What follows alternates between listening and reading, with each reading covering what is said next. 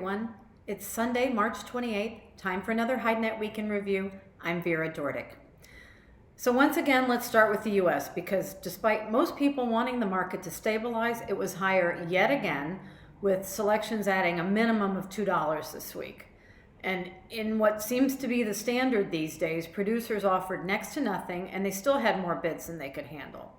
In fact, by Friday, a number of them said they didn't have much of anything left to sell and said that the hard part would be deciding what, if anything, they can offer next week. Heavy Texas steers added up to $4 to their price this week and sold as high as $43 for 64, 66-pound selections. And as we already mentioned, other steer selections went up a minimum of $2, and some, like branded steers and natives, tacked on yet another $4. Cow selections were likewise higher, and more importantly, so far the big price increases haven't worked as they usually do, which is making customers drop back and wait. Now that said, some sellers noted that at the end of the week, some buyers did back off to take a break and are going to reassess purchasing next week. Last week's export sales report has combined sales at a very good 780,600. And while shipments were 4% better, they're still nowhere near high enough at 479,200. Taking a look at slaughter for the week through March 27th, the total was estimated at 646,000, up 4% less, up 4% more from last week, and that is good. Turning to Europe, editor Andrea Guolo says that prices are higher there too, and that has gotten tanners in Italy rather alarmed, given that their pace of work is far below what it ought to be. In the UK, Andrea says that the price range on British hides has narrowed and that it's no longer possible to buy the 36 plus in the UK below £1.20 per kilo, and you have to spend up to £1.30 per kilo.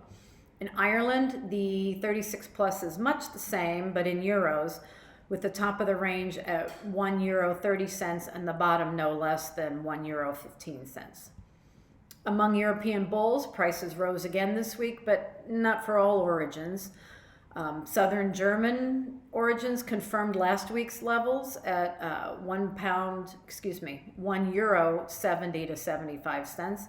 But French origins saw prices higher, especially as automotive customers kept buying this week. In the European cow market, things were active with more increases, but they weren't as big as they were the previous week. And in the veal skin market, things are stable because the recovery hasn't yet materialized for those. And in his analysis this week, Andrea discusses the tension between the price increases and the tanneries who don't have enough work yet, as well as what the overall situation is for European tanneries and how they're handling the supplies of materials these days. Turning to South America, it was a repeat of last week with raw material prices higher. Editor Ronald Guiel says that fresh hides rose 8% this week to come in at $2.92 per kilo. And after being forced to increase last week, TR1 managed to hold stable this week at $1.10 per square foot. Ronald says that domestic demand is quite stagnant due to the large surges of COVID-19 and added restrictions there in Brazil. In other news from Brazil, our stories include that JBS 2020 net profit is up a whopping 65%, and that the cattle shortage in Brazil is expected to last until 2022.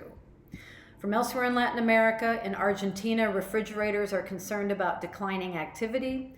Mexico's manufacturing employment in the leather sector was down significantly in January. And in Uruguay, ENOC has presented the new strategic plan for the meat sector to the president of the country there. So that's all we have for today. And until next week, good night from HideNet.